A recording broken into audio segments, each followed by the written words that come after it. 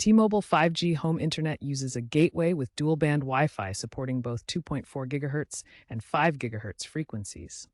You might want to switch to 2.4 GHz only or disable 5 GHz entirely for better compatibility with older devices, extended range in large homes, or to troubleshoot connectivity problems.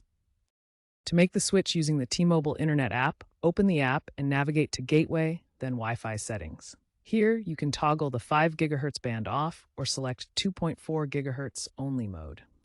Alternatively, access the gateway's web interface at 192.168.12.1, log in, and navigate to Advanced, then Wireless.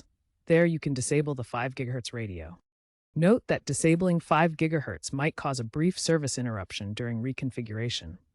This feature is available to most T-Mobile 5G home internet subscribers, but not on older LTE plans.